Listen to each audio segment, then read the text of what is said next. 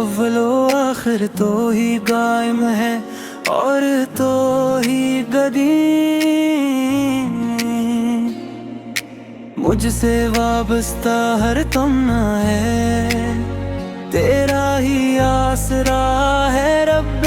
کریم۔ کم ہے جتنی کریاں تیری توصیف، تو ہی الہ ہے اور تو ہی علیم،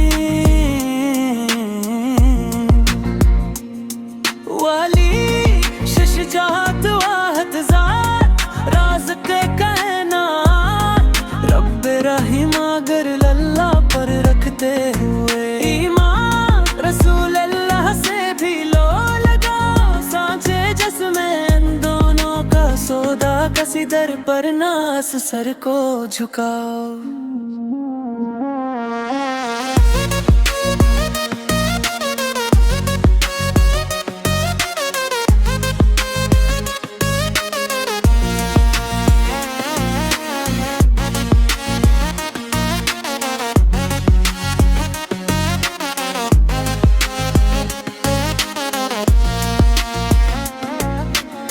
جھکو نہ دل سے اس کے سوا، محمد کو بعد اخلاص جانا، نہ ان کو کوئی گر آئے کا خطرہ، نہ ان سے دور ہے ان کا ٹھکانہ،